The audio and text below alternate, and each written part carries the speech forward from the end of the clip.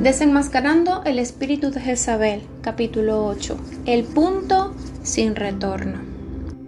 Kenneth, que pastoreaba una iglesia grande de varios miles de miembros, experimentaba una inusual cantidad de problemas. Sus líderes estaban indecisos, la unidad entre los miembros de la iglesia flaqueaba y la iglesia tenía serios problemas económicos. Un espíritu de enfermedad había comenzado a atacar con gran fuerza a los intercesores y a sus familias. Era la primera vez que se producía un ataque tan intenso y constante contra la iglesia. Aún la esposa de Kenneth, que normalmente era muy sana, se enfermó. En medio de estas calamidades apareció la salvación, una mujer que se ofreció para liderar las reuniones de oración diarias. Al principio, Kenneth la consideró una respuesta de Dios, a pesar de que dos líderes de intercesión lo advirtieron en contra de ella. Estos intercesores decían haber recibido sueños y palabras de conocimiento sobre esta mujer, que a Kenneth le resultaba muy difícil creer. Entonces, una miembro de la iglesia, guiada por el Espíritu Santo, pasó por la casa de la nueva líder de oración. Mientras se acercaba a la puerta, se sorprendió al escuchar extraños ruidos que provenían del interior. Preocupada, se asomó para mirar por la ventana del frente y se horrorizó al ver a la mujer arrodillada en el suelo, recitando conjuros y clavando alfileres en unos muñecos vestidos como la esposa de Kenneth y otros líderes de la iglesia. Más tarde se descubrió que la mujer oraba por la muerte de la esposa de Kenneth para poder casarse con él. Lamentablemente, ella pensaba, engañada, que hacía todo esto para el bien de la iglesia. Realmente creía que la esposa de Kenneth obstaculizaba el progreso de la iglesia. Desarrollo progresivo. Si no se le detiene, el espíritu de Jezabel hará que la persona se hunda cada vez más en el ocultismo. Este espíritu trata de destruir el hogar del pastor y la vida de la iglesia. Lamentablemente, este patrón de destrucción ha sido repetido miles de veces por la maestra en hechizos que seduce. Nahum capítulo 3 versículo 4. No toda persona de su iglesia que está bajo la influencia de un espíritu de Jezabel realiza todas las actividades que se detallan en este libro. Lo más posible es que encontremos creyentes de nuestra iglesia que han sido engañados en su inocencia por estas fuerzas demoníacas. Dado que no comprenden la palabra de Dios, no podrán discernir correctamente los espíritus que las mueven. Ver 1 de Juan capítulo 4 versículo 1 y Romanos capítulo 1 versículo 22. Los pastores deben confrontar a estas personas con amor, pero con firmeza al mismo tiempo. Si no lo hacen, los que están bajo la influencia de este espíritu caerán en un mal mayor, sin mencionar el efecto residual que quedará en la iglesia durante años, como lo ilustra la siguiente historia. Un espíritu residente. Glenn asistía a una iglesia espiritualmente vibrante. Tenía una capacidad inusual para ganarse la compasión de los demás. Su esposa estaba enferma desde hacía años y él mismo había combatido varias enfermedades, pero nunca se sabía si eran reales o psicosomáticas. Glenn parecía concentrar sus quejas hacia los miembros más pudientes de la congregación. Por compasión, muchos le daban dinero. Dado que era un hombre muy querido, casi un abuelo para todos, muchos creían que no podía hacerle daño a nadie. Hasta los pastores y ancianos sentían compasión por él, aunque reconocían que manipulaba a las personas, lo toleraban y lo trataban con una misericordia mal aplicada. Por consiguiente, un espíritu de autocompasión y pseudoespiritualidad comenzaron a extenderse como un cáncer por el cuerpo. Esta iglesia carismática practicaba los dones del Espíritu Santo, pero se volvió imponente para hacer la obra del reino. El espíritu de Jezabel que motivaba a Glenn había quedado residente en la iglesia. Además, este espíritu era considerado una forma de piedad. Con el tiempo, los pastores llegaban, trataban de combatir esta fuerza espiritual invisible y se iban. Aunque la iglesia había recibido muchas palabras proféticas, las promesas de Dios nunca llegaban a cumplirse bajo el peso de este espíritu oscuro. El espíritu de Jezabel se convirtió en parte del ADN de la iglesia. Aunque Glenn fue más tarde confrontado por un pastor y como consecuencia de esto salió de la iglesia, con varias familias que lo siguieron, el espíritu demoníaco permaneció. El letargo espiritual permeaba el aire y un manto de muerte cubría la atmósfera. Aunque el espíritu de Jezabel prefiere quedarse sobre una persona, también puede infiltrarse y saturar la atmósfera de una congregación entera. Entonces deforma, tergiversa o incluso destruye las palabras proféticas de invitación a un llamado más elevado para ese cuerpo de creyentes. Por consiguiente, la falta de confrontación debido a una misericordia malentendida puede influir en el ambiente espiritual de una iglesia, por más madura que ésta sea. No olvidemos que todo pecado no confrontado, en última instancia, madura y produce fruto que lleva a la muerte. Quienes no son cristianos. Hoy muchos creyentes bien intencionados que están bajo la influencia de un espíritu de Jezabel simplemente necesitan revelación con respecto de su error. Lo más posible es que este espíritu no haya madurado hasta la plenitud en sus vidas. Otras personas quizá tengan un espíritu de Jezabel maduro, como el que vemos en la Biblia. Generalmente estas personas no conocen al Señor, se han integrado deliberadamente a una iglesia con el fin de destruirla por medio del ocultismo. Como he mencionado antes, vemos un claro ejemplo de este plan diabólico en Hechos 16. Una jovencita esclava que estaba poseída por un espíritu de adivinación se encontró con Pablo y Silas, que iban hacia una reunión de oración. Atraída por su unción, la joven comenzó a seguirlos y anunciaba: «Estos hombres son siervos del Dios Altísimo, quienes os anuncian el camino de salvación». Hechos capítulo 16, versículo 17. La estrategia diabólica era la siguiente. Al relacionarse con los apóstoles, la joven esclava parecería contar con la aprobación de Pablo y Silas. Así, cuando ellos continuaran con su viaje misionero, ella habría quedado en posición de tomar su lugar. Por lo tanto, Satanás podría pervertir los dones y llamados que Pablo había conferido a la iglesia de Macedonia. Por medio del engaño, el enemigo podría volver los corazones de los creyentes hacia otro Dios, Satanás.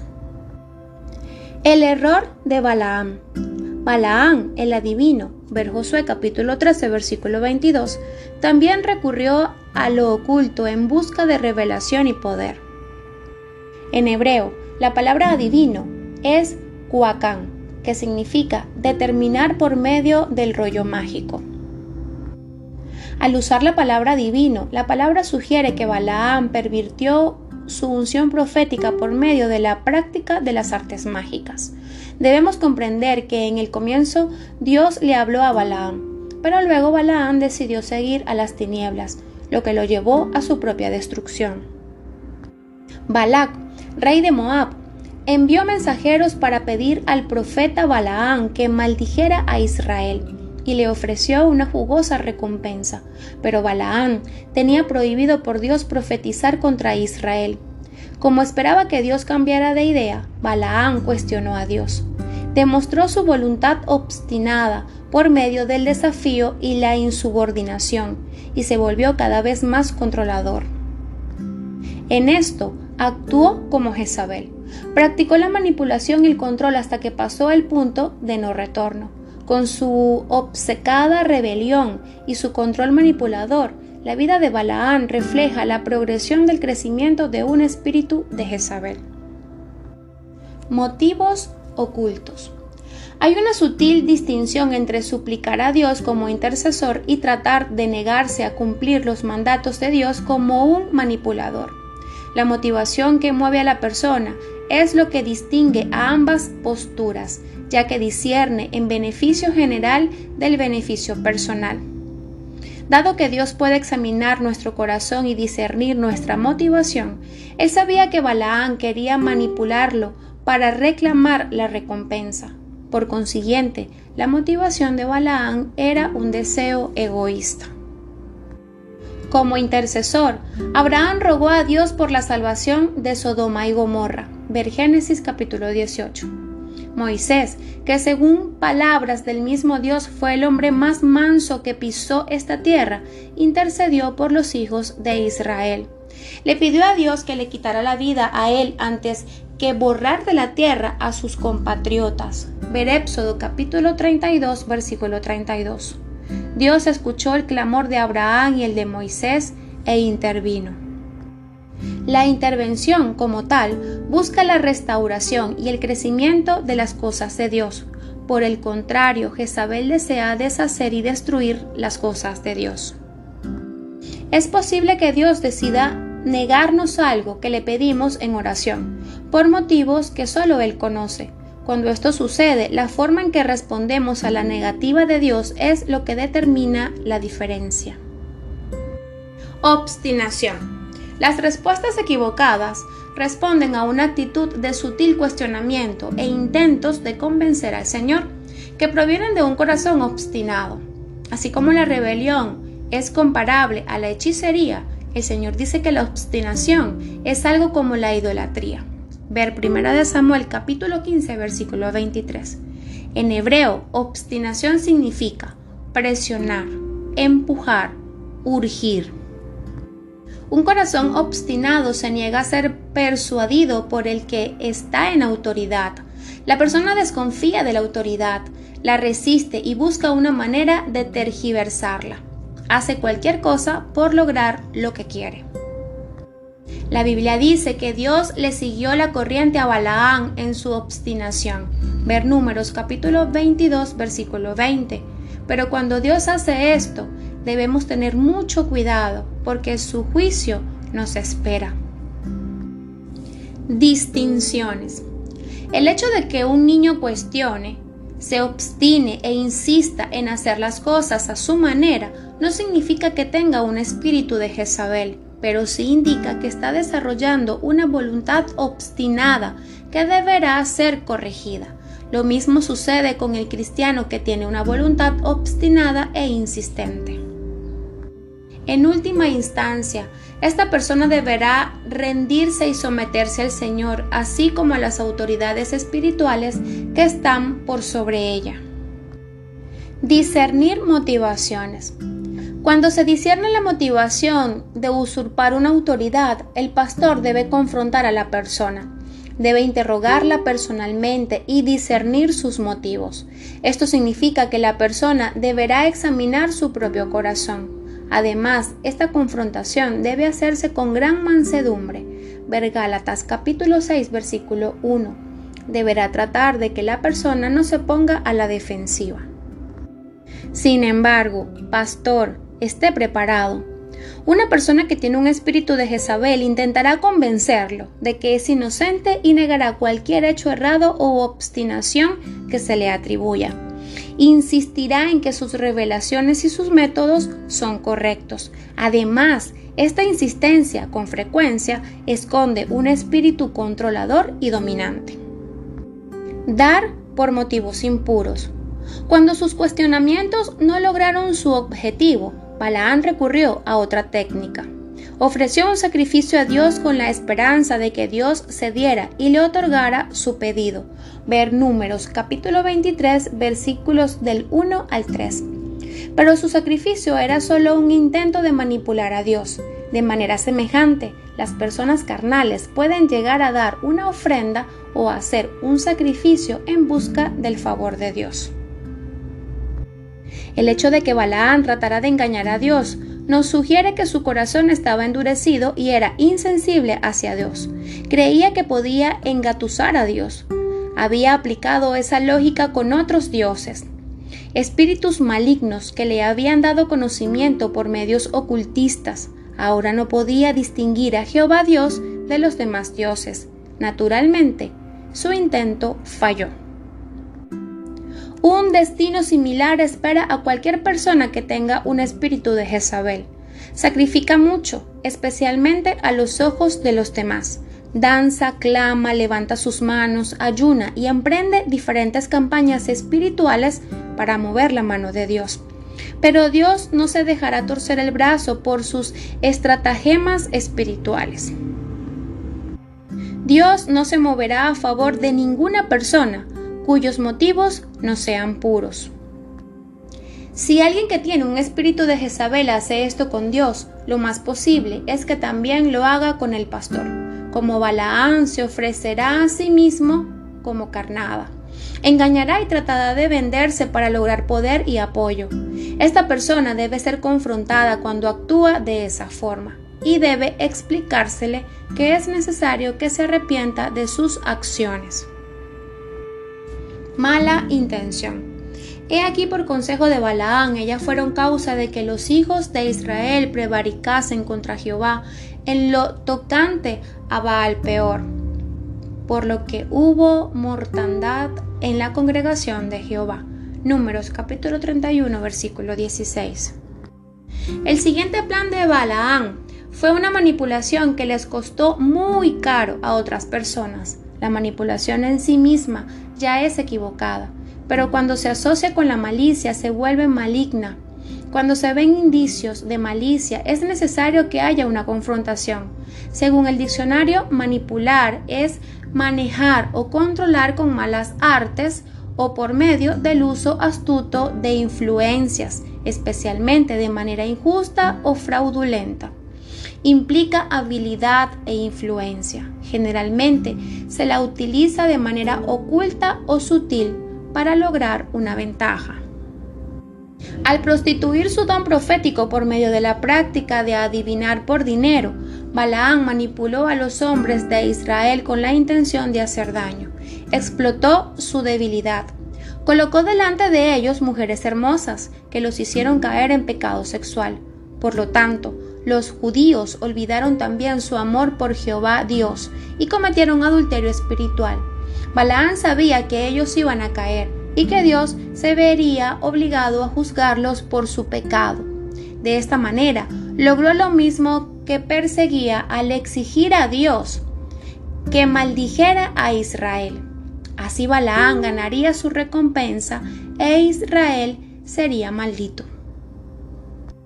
El corazón de Balaán estaba endurecido para con el Señor. Ver Números capítulo 22 versículo 7 y capítulo 24 versículo 1. Era indiferente, cruel y amargo. Lamentablemente, al final Balaán ya no era conocido como profeta de Dios, sino como un adivino. La manipulación contrista al Espíritu Santo. La mayoría de nosotros puede reconocer que es malo manipular con malicia a otras personas, pero alguien que tiene un espíritu de Jezabel quizá justifique sus malignas acciones y para ello invoque el supuesto bien que ellas producirán. El resultado no cambia las cosas. La persona que manipula a otras se engaña a sí misma, aunque diga que lo hace por el bien de los demás. Lamentablemente, muchos creen que sus acciones están justificadas porque, en última instancia, son para el bien de la iglesia. Su lógica puede parecer espiritual, aún desprovista de egoísmo, según su propia y distorsionada manera de pensar. Pero no se engañe, la manipulación proviene de un espíritu equivocado, no refleja sumisión a la autoridad y el orden de Dios. Aunque la persona esté en el liderazgo, la manipulación ejercida por cualquier persona contrista al Espíritu Santo. Aunque no toda manipulación es maliciosa, siempre es equivocada, ya que implica preparar a las personas o las situaciones para lograr un resultado final deseado. Está motivada por un deseo de beneficiarse a sí mismo, aunque se piense que es para el bien de los demás. La manipulación pone nuestros pensamientos por encima de los de Dios. Cuando buscamos promover nuestras propias ideas en lugar de esperar que Dios actúe, revelamos que actuamos con orgullo, que es una forma de idolatría. Por lo tanto, debemos confrontar la manipulación en la iglesia y en las relaciones personales. Manipulación velada. Rick había aceptado un puesto de pastor en una iglesia que era conocida por su compasión hacia los pobres. La iglesia tenía problemas y pronto Rick se enteró por qué. Descubrió que la persona que iniciaba la mayoría de los chismes estaba sentado justo a la entrada de su oficina. Su secretaria revelaba información personal sobre cualquier persona que se acercaba para pedir aconsejamiento, dar una ofrenda o que tenía algún tipo de problema. Tras una serie de advertencias que no fueron escuchadas, Rick tuvo que despedirla. Lo hizo siguiendo todos los procedimientos correctos, pero comenzó a escuchar rumores de cuán desalmado había sido. Aún sus ancianos, que inicialmente habían estado de acuerdo con él, ahora cuestionaban cada decisión que tomaba. Pronto Rick descubrió un segundo problema. Su ex secretaria era amiga de la señora que limpiaba el templo y que hacía años que asistía a la iglesia. De vez en cuando esta mujer se presentaba con sueños extraños, que parecían proféticos. Cuando el Espíritu Santo ungía un culto de manera especial, esta mujer se regocijaba contándoles a todos que ella lo había soñado antes. Pero a Rick le resultaba difícil recordar todos esos sueños. Además, le costaba comprender cómo aplicaba un sueño a un hecho en particular. Para complicar las cosas, esta mujer tenía más de 70 años y usaba sus profecías junto con sus problemas de salud para mover a los demás a la compasión, con lo cual recibía dinero que otras personas le daban de buena voluntad. Con el tiempo, esta mujer se convirtió en la verdadera jefa de la iglesia, porque había manipulado a todos los líderes con su pseudo-espiritualidad. Lo que ella decía se convertía en la palabra final. Además, esparcía más chismes que la ex secretaria de Rick. Solía decir con fingida humildad que no sabía por qué el Señor le daba todas esas revelaciones, pero ninguna de sus profecías llegaba a cumplirse más que parcialmente en el mejor de los casos. El punto de inflexión se produjo cuando Rick la escuchó profetizar sobre algo que había descubierto mientras revisaba los papeles de su escritorio. Esa vez Rick había olvidado quitar algunos papeles de encima de su escritorio, como solía hacer. Cuando esta mujer dijo haber recibido una revelación de Dios, fue la gota que colmó el vaso.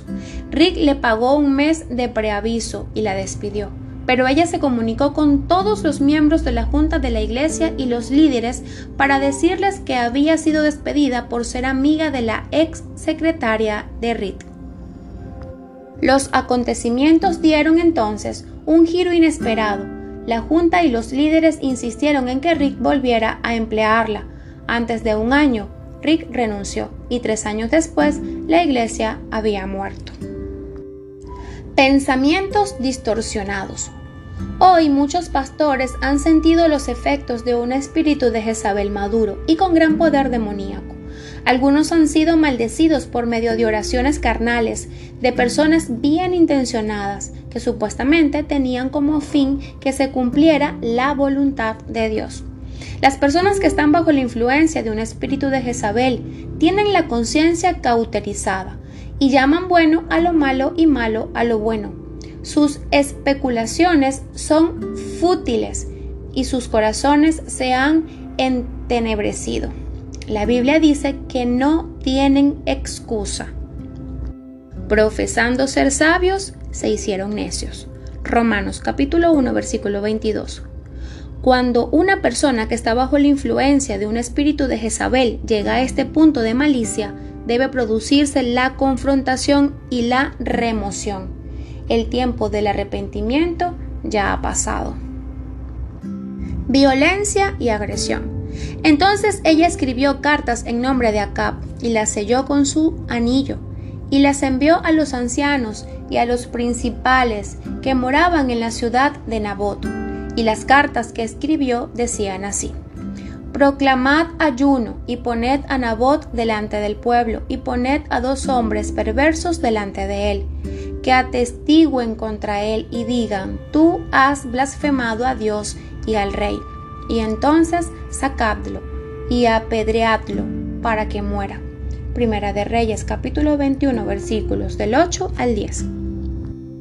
En este relato, Jezabel proclamó ayuno y buscó falsos testigos para lograr sus objetivos.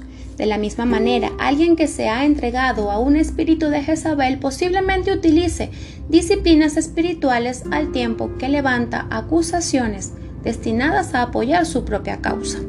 Esto puede tomar la forma de un ataque verbal o incluso formas directas de hostilidad.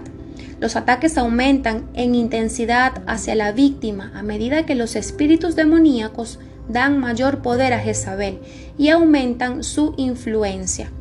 Tales acciones demuestran una aminosidad profundamente enraizada y odio hacia los que no están de acuerdo con los deseos y la voluntad de Jezabel.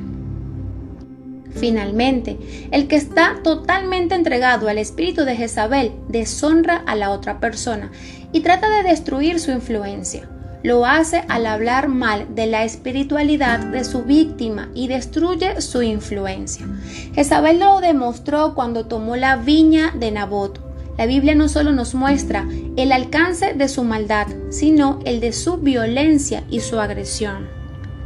Una persona entregada a un espíritu de Jezabel quizá limite sus acciones a un abuso verbal, emocional o mental.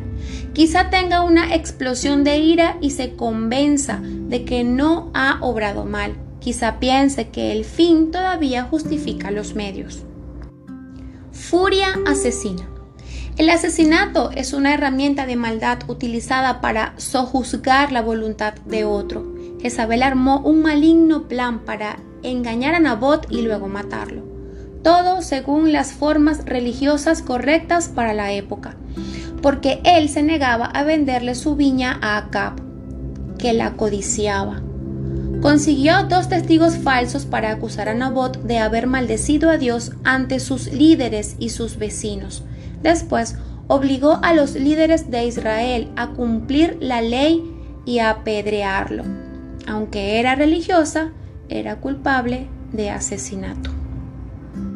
Básicamente, el mayor acto de control de Jezabel fue el asesinato, ya fuera de Nabot o de los cientos de profetas de Jehová que hizo matar. Balaán también provocó la destrucción de muchas personas, pero tanto Balaán como Jezabel fueron ejecutados por una figura soberana.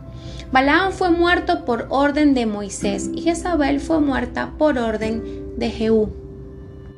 Así debe suceder en la iglesia de Dios en la actualidad. El pastor no debe permitir que personas inocentes sean heridas o destruidas por la codicia de poder y control de otra persona. El que tiene un espíritu de Jezabel que obra con maldad no puede ser tolerado. El liderato pastoral de la iglesia debe quitar esa influencia oscura de la congregación. Este principio es exactamente lo que Pablo ordenó a la iglesia de Corinto que hiciera cuando los amonestó a que echaran al joven que tenía relaciones sexuales con su madrastra. Ver 1 Corintios capítulo 5. Habilidad y práctica. El que tiene un espíritu de Jezabel es hábil para conseguir lo que desea. Puede usar tácticas de adulación, persuasión, seducción sexual, calumnia, mentira, acusación, intimidación, secreto, persecución, engaño o generar dependencia emocional o espiritual en el otro. Estas personas son motivadas por la envidia, la rivalidad, el elitismo y la necesidad de promocionarse a sí mismas, dominar y monopolizar el tiempo y la atención de los demás. Además, difaman a cualquiera que se interponga en su camino. Cuando no se lo controla, este espíritu hace que la persona vaya de un líder a otro para presentarle sus argumentos para lograr su aceptación. Como un niño rebelde que va del padre a la madre, la persona que tiene un espíritu de Jezabel busca a alguien con el que pueda ventilar sus quejas y que esté de acuerdo con ella. Busca influenciar a los demás para que satisfagan sus egoístas exigencias. Si una situación no se resuelve como ella lo desea, Jezabel calumnia insinúa, critica, mancha la reputación de su oponente y planta dudas innecesarias en las mentes de los demás. También suele violar astutamente las instrucciones disciplinarias, trata de ganar compasión y apoyo de otros. Esta táctica parece aplacar su sensación de injusticia. Celos. Un espíritu de celos juega un rol fundamental en la estimulación del espíritu de Jezabel. Los celos tratan de monopolizar la atención, la admiración o la energía de su objetivo. Cuando se une con el control, la persona motivada por celos trata de eliminar toda competencia. Jezabel se siente amenazada por las personas que tienen dones proféticos, ya que las estratagemas encubiertas de Jezabel se descubren por medio de la revelación. Un intercesor profético cuya oración puede hacer tambalear la base de poder de un espíritu de Jezabel es también un enemigo formidable. Por eso, el espíritu de Jezabel desprecia la verdadera oración intercesora y los ministerios proféticos ungidos. La verdadera unción profética manifiesta una autoridad espiritual dada por Dios. Jezabel, que trata de controlar a los demás, se siente frustrada por la autoridad dada por Dios y amenazada por aquellos a quienes esa autoridad ha sido confiada. Acusación. La acusación es otra herramienta que suele utilizar una persona que tiene un espíritu de Jezabel. Cuando este espíritu está plenamente desarrollado, los demonios ayudan a la persona a intimidar a los demás e inducirlos al temor. El poder de la acusación es satánico. Siembra temor en el corazón de las personas y hace que huya. Satanás es el acusador de los hermanos. Ver Apocalipsis capítulo 12, versículo 10. Así como padre de mentira. Un espíritu de acusación no tiene un razonamiento verdadero que lo apoye. Por lo tanto, no se puede razonar con él. Solo puede ser expulsado cuando el Espíritu Santo ilumina a los que están en el liderazgo sobre estos asuntos, como sucedió con Coré. Siempre hay algún adorno que oculta el verdadero problema, un espíritu de anarquía. Los que siguen un espíritu acusador en realidad están de acuerdo con una doctrina de demonios. Por lo tanto, Dios los hará responsables sea cual fuere la situación que tratan de corregir. Por eso es que el apóstol Santiago dice que cuando hay celos y contención, también hay perturbación y toda obra perversa. Ver Santiago capítulo 3, versículo 16. Un espíritu acusador también trabaja como carne y uña con un espíritu de religiosidad. Juntos forman una fuerza temible e injusta que puede obrar en una iglesia para armar una base de apoyo para la causa de Satanás. Los pastores y líderes que desean quitar el espíritu de Jezabel deben tener cuidado de no caer en un espíritu de acusación. Si un pastor o líder presenta un cargo contra Jezabel, este debe estar basado en la evidencia de los hechos, apoyada por testigos. Las acusaciones, por el contrario, están basadas en suposiciones, lo que uno cree que sucede.